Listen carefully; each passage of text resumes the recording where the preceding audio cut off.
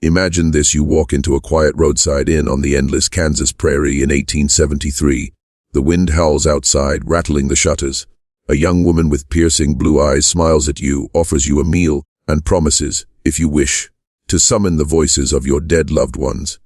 She pours you tea, asks about your journey, your family, your money, and then the floor beneath your chair creaks, not from age, but from the weight of blood soaked into the boards.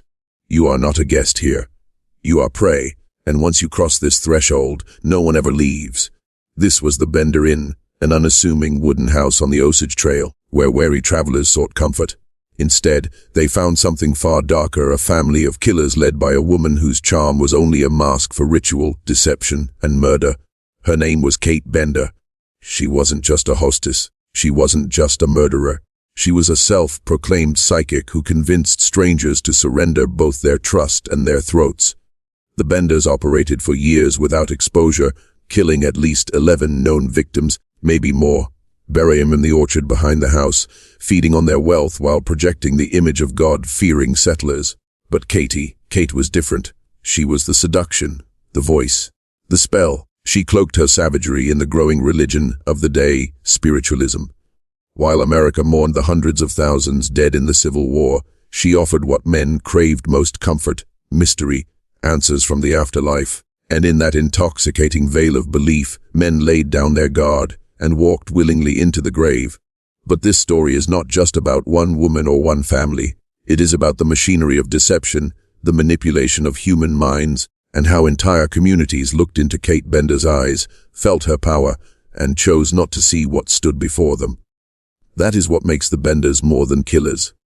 They were architects of psychological control, practicing on a microcosm of the frontier what rulers, priests, and institutions have practiced on humanity since the dawn of civilization: the weaponization of belief.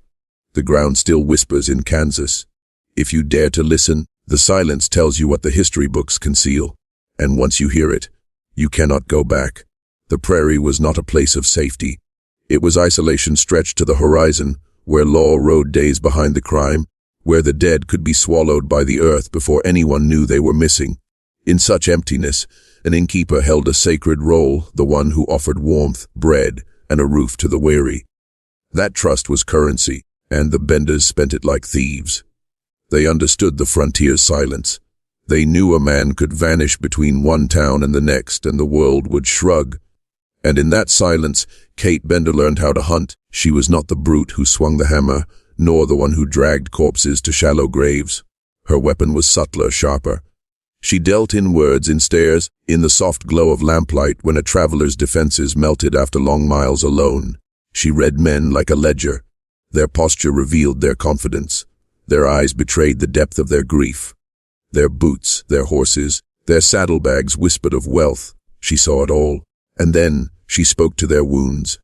A man mourning a wife lost to fever would find Kate's hands resting lightly on his own as she whispered that the veil was thin, that his beloved called out to him even now. A trader boasting of his profits would be drawn in by her promises of fortune, telling, eager to know whether his gains would multiply. Each word was calculated, each glance rehearsed. She lured men to the very seat built for slaughter, the chair placed over the hidden trapdoor, where death waited only a step behind them. And still, the neighbors called her charming.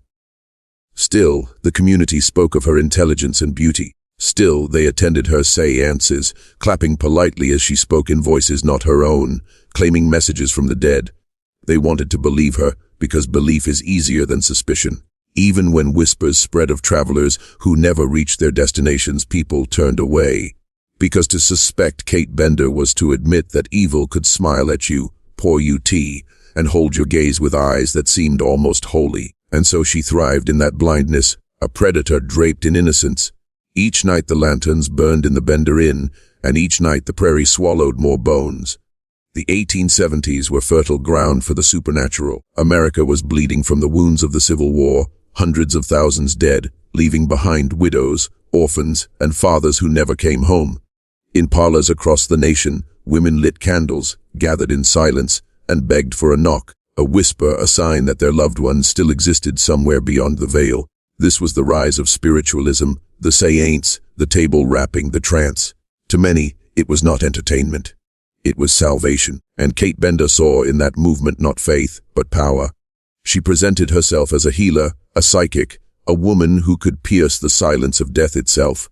For a coin, she would channel your wife, your son, your father. She would hold your hand in the lamplight, close her eyes, and speak with a trembling voice that did not sound like her own. She would tell you what you wanted to hear, that your loved one forgave you, that they waited for you, that you were blessed, chosen, protected, and you would believe her because you needed to. Do you see the genius? She did not kill by hammer or blade alone. She killed by desire. She made men complicit in their own undoing. They walked willingly into the jaws of death because they trusted the illusion. She took the same hunger that drove people to church pews and camp meetings and twisted it, made it into a snare. It is the oldest game of power. Find what men fear, find what they crave, then offer yourself as the answer. Look deeper, and you will see the reflection of every throne and pulpit. Institutions have always thrived on grief, on uncertainty, on the invisible gap between life and death. They sell salvation, control, and eternal security while binding men to obedience. Kate played this game on a smaller stage in a dimly lit room with prairie winds outside, but the principle was the same. The only difference was that her temple reeked of blood. The guests thought they were sitting at a table for communion. In truth, they were seated at an altar of sacrifice. The séance was not to contact the dead. It was to create them, and once she had you believing in her gift, your fate was sealed. The Bender home was no ordinary frontier cabin. It was a stage set for ritualized death. Travelers stepped inside and saw a modest inn, shelves of provisions, a table, a warm fire. But every detail was arranged with purpose. The canvas curtain stretched across the room was not for privacy, it was for concealment. Behind it, shadows waited. The most important feature was the chair placed at the head of the table, positioned directly over a trapdoor in the floorboards. That was the seat of doom. Kate would charm the guest, drawing him into conversation, guiding him subtly toward that cursed place. She would smile, pour him more tea, lean close as she spoke of spirits and fortunes. The man would sit, unaware that his back was turned to darkness, unaware that the boards beneath him had been lifted and replaced countless times, slick with the seepage of blood. When the signal came, the act was swift. A hammer, wielded by the father or the son, would crash into the back of the skull, bone split, breath ended. The victim slumped, sometimes still alive, groaning. Then the trapdoor yawned open, and the body was dragged down into the cellar, bleeding out on the dirt floor. The silence of the prairie was absolute. No neighbors close enough to hear. No law near enough to intervene. There, in the cold earth beneath the inn, the victims were stripped of their money, their weapons, their belongings. Later, under the cover of night, the corpses were hauled to the orchard. The Benders dug shallow graves between the fruit trees, burying their profits beneath blossoms that still bloomed each spring, nourished by decay. And then, the cycle reset. By morning, the table was wiped clean. The floor scrubbed, though stains never truly vanished. Kate would light the lanterns again, smile again, spread word of her séances, and lure another soul into the chair. One after another, travelers disappeared into the quiet moor of the prairie road, each one believing they were safe. Each one seduced by a lie. This was not rage. It was not madness. It was industry, murder as enterprise. Death turned into livelihood, wrapped in the silken promise of spiritual guidance. The Benders were not chaotic killers. They were professionals. And their tools were both hammer and hope. What allowed the Benders to endure for years was not merely their cunning, it was the blindness of those around them. Neighbors, settlers, fellow immigrants all saw the signs, and all chose silence. On the Kansas prairie, disappearance was not unusual. A family could vanish on the road to a new homestead and be written off as victims of wolves, or bandits, or hostile tribes. A merchant might fail to arrive at his destination, and people would say, he must have turned back. Death was common, communication rare, and in that silence, evil flourished. Travelers spoke of missing kin, wives waited for husbands who never returned, rumors drifted along the Osage Trail. But when whispers led toward the Bender homestead, suspicion dissolved under Kate's gaze. She attended church gatherings, smiled at the right men, volunteered for civic causes. She stood nearly 6 feet tall, elegant and articulate, and she played the part of the progressive woman, educated, offering lectures about free love and spiritual truth.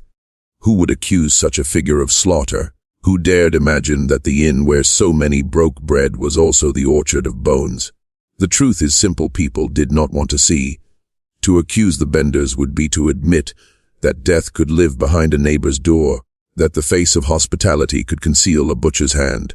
And so they turned away. The farmer tilled his soil, the storekeeper counted his coins, and men continued to vanish on the trail.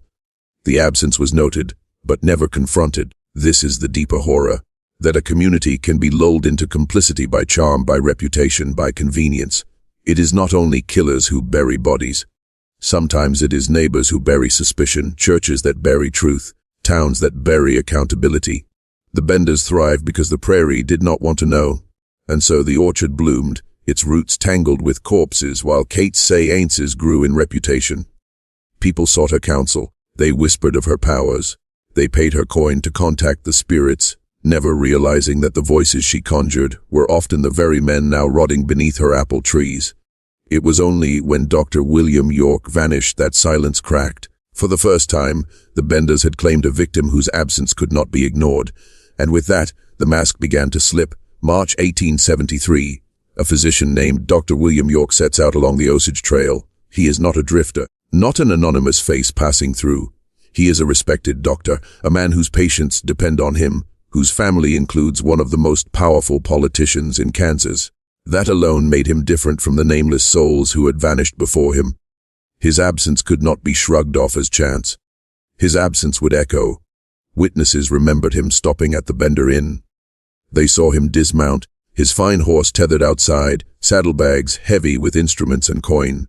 They saw him sitting at Kate's table, speaking with her at length about medicine, about healing, about remedies both natural and spiritual. She leaned close, listening intently, asking about his rotes, his habits, his patience. She smiled. He smiled back. It was conversation on the surface, interrogation beneath. That night he did not leave, or if he did, it was only into the darkness beneath the floorboards. What happened next followed the script. A hammer from behind, a trapdoor creaking open, his body stripped of valuables, dragged into the cellar, and later lowered into the orchard earth like all the others. The inn's walls held the echo of his final breath. But when he failed to arrive in Independence, alarm spread instantly. Patients expected him. Appointments were missed, letters unanswered. For the first time, a missing man's absence carried weight. His brother, Colonel Alexander York, was not just family, he was power. A Civil War veteran, a legislator, a man with resources and authority. And unlike the neighbors, unlike the community who had looked away for years, he demanded answers. He questioned locals. He retraced the trail, and everywhere he turned, stories emerged of others, merchants, farmers, families, who had disappeared along the same road. The pattern that the prairie had ignored was suddenly undeniable. But suspicion, once again, fell everywhere except where it belonged. People whispered of bandits, of Indian raids, of outlaws. Kate herself played her role perfectly, offering to summon spirits to reveal the doctor's fate. In front of neighbors, she slipped into trance, spoke in a trembling voice, claiming to see visions of him beset by raiders far to the west. It was convincing. It was moving. It was a masterclass in deflection. But Colonel York was not swayed. He had looked into the abyss of war, and he knew when someone was lying, and he would not stop until he unearthed what lay buried beneath the Bender orchard. Colonel Alexander York was not a man easily deceived. He had stared down Confederate rifles, walked battlefields strewn with mangled bodies, and commanded men through the chaos of war. He knew the difference between fear and guilt, between grief and performance. So when he first met Kate Bender, he watched her not as a grieving brother seeking comfort, but as a hunter measuring another predator. Kate greeted him with warmth, her voice steady, her gaze unflinching. She offered sympathy, spoke of his brother's noble spirit, and insisted that her powers could help find him. With the confidence of a practiced medium, she entered her trance, her tone shifting as though channeling voices from the beyond. She described Dr. York attacked by raiders, stripped of his possessions, left lifeless beneath an open sky far to the west. Her audience leaned in, spellbound, some moved to tears. To them, she was the saintly figure of frontier mysticism, but York's eyes never left hers. He noted the rehearsed pauses, the calculated tremor in her voice. He saw that her concern was too perfect, her sorrow too rehearsed. He asked questions she did not expect, Questions about her family, about other missing travelers, about the timing of their disappearances, and for the first time Kate faltered, just slightly, but enough. The colonel pressed harder. He spoke openly of the rumors, of the trail's pattern of vanished men. He warned her, in front of neighbors, that justice would be served if deception was at play. The room thickened with unease. Kate's mask cracked for only a moment, and her response came not in grief but in anger. She lashed out, accusing him of insulting her honor, of mocking her sacred gifts. The performance had slipped. That night, Colonel York left the inn more certain than ever the answers lay within those walls. And the Benders knew it too. Behind the curtain, behind the orchard, whispers of panic rippled through the family. They had faced suspicion before, but never from a man of power, never from one who refused to bend to Kate's spell. It had become a duel of will. A soldier against a sorceress, a brother against a family of predators, and the prairie was holding its breath, waiting for the moment when deception would collide with truth, and the earth would give up its secrets. When Colonel York returned with investigators in May of 1873, the inn stood eerily quiet. The shutters closed, the hearth cold. The Bender family was gone, vanished as if the prairie itself had swallowed them. Neighbors claimed they had left suddenly, wagons rolling westward into the vast unknown. But something lingered in that silence, something fall. The search began inside. The trapdoor in the dining room was pried open, revealing a dark cellar below. Investigators descended with lanterns, their light bouncing across dirt walls slick with moisture. The stench hit them first, thick, cloying, unmistakable. Blood. The earth below was saturated, blackened by years of slaughter. Stains streaked the floor, pooling in depressions where bodies had bled out before being dragged away. It was not a cellar. It was a killing floor. But the true horror lay outside. In the orchard behind the inn, men began probing the soil with iron rods, sinking them into the ground until they struck something soft, something that yielded. The first grave was unearthed, and with it, the truth the prairie had ignored. A body, then another and another, shallow pits concealed beneath flowering apple trees. The victims lay twisted, stripped of their valuables, skulls crushed by blunt force. 11 corpses would eventually be uncovered, men, women, even a child. Among them was Dr. William York, identified by his clothing, his belongings, his features warped by the violence of his death. The colonel's worst fears confirmed, staring into the broken face of his brother, pulled from Kansas soil. But alongside the doctor were the forgotten ones, the traders, the immigrants, the families no one had sought, whose absence had been dismissed as chance. They had been devoured by silence, their lives extinguished beneath Kate Bender's smile. News spread like wildfire. The Bender farm was no longer a homestead. It was a slaughterhouse. Crowds gathered, gazing at the shallow graves, whispering of the family of demons who had lived among them. Some swore the orchard trees would never bear fruit again, cursed by the blood that nourished their roots. Others wondered aloud how so many could vanish before suspicion took hold. The answer was bitter because people chose blindness, because charm is more convincing than truth, and because belief is the easiest chain to wear. The graves were filled back in, the bodies carried away, but the Benders, the architects of it all, had already vanished into the frontier. The killers were gone. Only their work remained. The discovery of the orchard ignited a fury that swept across Kansas. Word of the bloody Benders spread through newspapers from coast to coast, each headline darker than the last. The nation, still raw from war, now faced a different kind of battlefield. An enemy that wore the face of family, that greeted travelers at the table and buried them beneath apple blossoms. People demanded blood. They demanded justice. And so the hunt began. Posses formed, riding west, south, and north. Lawmen, bounty hunters, and ordinary settlers armed themselves with rifles and pistols, vowing to drag the Benders back dead or alive. Some claimed to have spotted them moving by wagon toward Texas. Others swore they fled north into the Dakota Territory. The truth is shrouded in dust and rumor. Rewards were posted, trails followed, campsites examined. But the prairie is vast, and the frontier devours tracks quickly.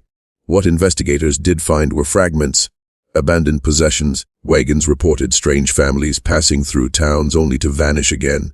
At times, arrests were made. Women were dragged into jails accused of being Kate. Men were accused of being John Jr., but time and again evidence crumbled. Witnesses disagreed. Records failed. The killers slipped through the net. And that is where the story fractures. Some swore the Benders were caught and lynched in secret, strung up by vigilantes who did not bother with courts or trials.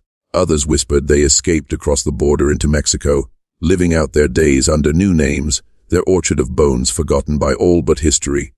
There are even tales of Kate herself surfacing years later in distant towns, still claiming psychic powers, still weaving her spells.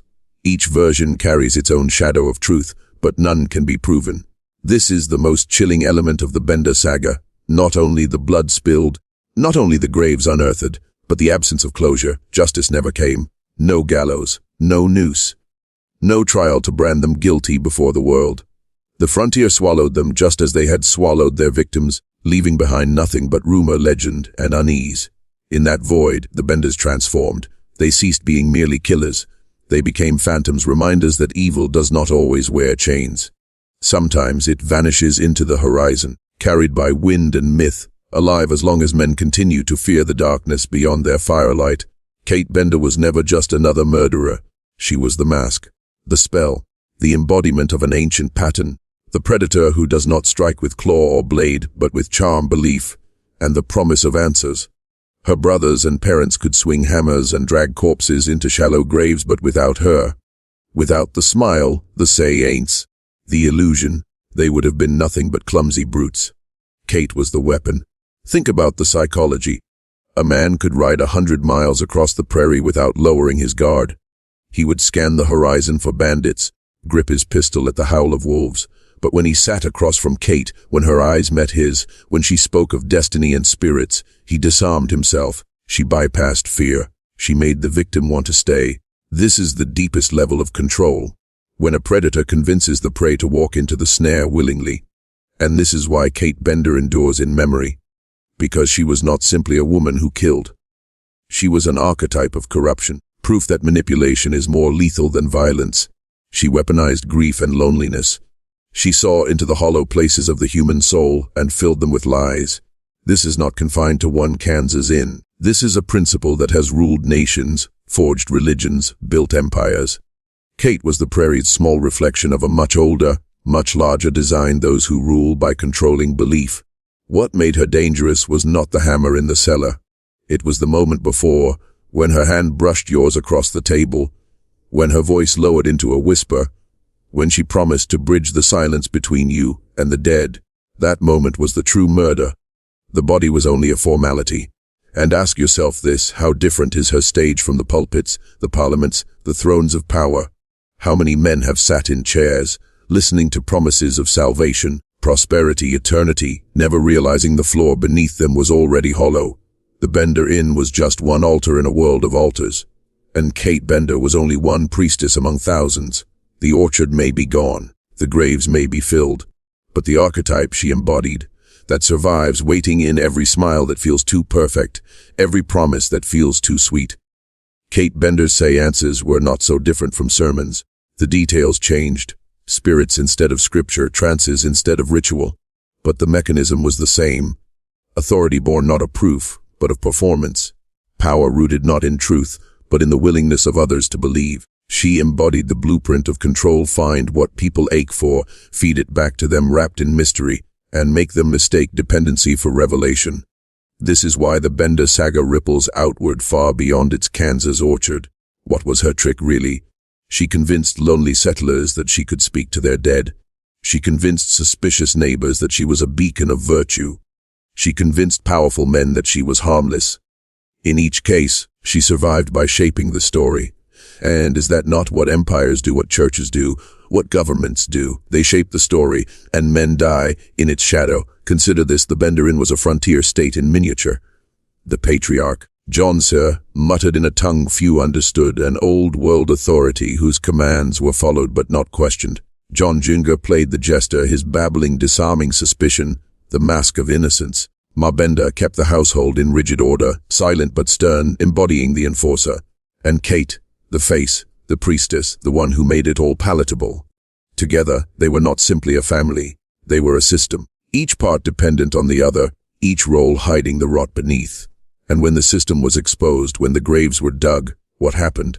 The leaders vanished. Justice failed. The victims were mourned but soon forgotten. And the system itself, The principle of control through charm, deception, and selective violence continued elsewhere under new names in new disguises. The Benders dissolved into myth, but the pattern they represented remained untouched. That is the horror we inherit. Kate Bender is not just a ghost on the prairie. She is a reminder that the line between cult and church, family and state, killer and ruler is thinner than we admit. She is proof that control does not always come with chains. Sometimes it comes with a soft voice, a promise of connection, an invitation to sit down at the table and eat. And by the time you realize the floor beneath you is hollow, the hammer has already been raised. After the orchard was emptied of its secrets, the prairie was never the same. The Bender Inn, once a place of bread and warmth, became a scar on the land.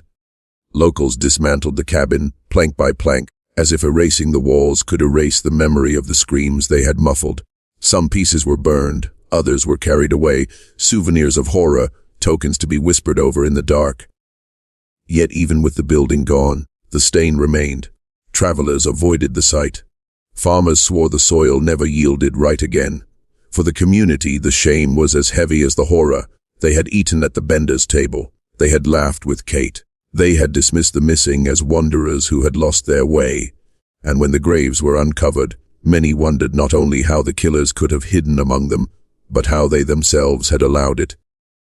Silence, in its own way, was complicity.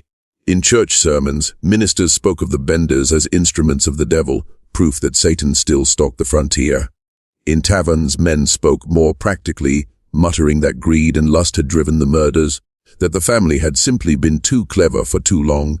Women whispered about Kate's beauty and charm, her hypnotic effect on men, her blasphemous talk of free love. Children were warned to never stray too far from home, lest they fall into the hands of another family of smiling killers. The inn itself became a site of pilgrimage. Strangers rode out to see the orchard, to stand above the shallow graves and imagine the hammer's fall. Some sought thrills, others prayed. A few scavenged the ground, searching for overlooked trinkets from the dead. The Bender farm had become both spectacle and cautionary tale, a place where morality, fear, and curiosity tangled into one. But beneath it all was an unspoken unease. If such evil could thrive here, in the heart of their settlement, what did that say about the frontier dream? About the trust between neighbors? About civilization itself? The orchard was not just a graveyard. It was a mirror reflecting back the fragility of the community's innocence. And so life went on. Fields were tilled. Children were born. The trail remained. But whenever a traveler disappeared, however far away, people remembered the Benders. And they wondered how many other orchards waited, blooming silently above bones. The Benders were gone, but their presence only grew. In absence, they became myth. Newspapers across America devoured the story, each retelling sharpening the horror, until the family seemed less like flesh and blood and more like a curse upon the land. Some claimed Kate had been seen in Texas. Others swore she had fled to New Orleans, working séances in back rooms for desperate widows of the war. Each rumor made her less human, more phantom, an idea that could not be killed because it had already rooted itself in the American psyche. Stories spread that the Benders had been caught, lynched by vigilantes who preferred frontier justice to courts. Some swore their bodies had been hung from cottonwoods until crows stripped them bare. Others insisted Kate had been spared, hidden by secret admirers drawn to her power. These contradictions did not weaken the legend, they amplified it. Every uncertainty was an invitation for the imagination to fill in the void with something darker. Parents used their names to discipline children. Stay close to home, or the Benders will find you. Preachers thundered from pulpits that the Benders were proof of Satan's hand guiding the weak-willed. Men whispered that Kate's beauty was proof of the serpent's tongue. That she was Eve reborn, weaponized not with fruit, but with prophecy and charm. The family had become archetypes, masks worn by every shadow. The frontier feared the stranger, the seducer, the foreigner, the hidden predator at the edge of trust. But beyond the folklore, there was a deeper manipulation. The story of the Benders was used to remind settlers of the thin line between order and chaos. It reinforced the necessity of watchfulness, of suspicion, of obedience to authority. Trust no one, the lesson whispered. Even the smile across the table may hide a knife. Communities began to police themselves more harshly. Outsiders were treated with suspicion. Loneliness deepened on the prairie. because fear is a better prison than bars. The truth of the benders was terrifying enough, but the myth of them was more powerful, because it spread like infection.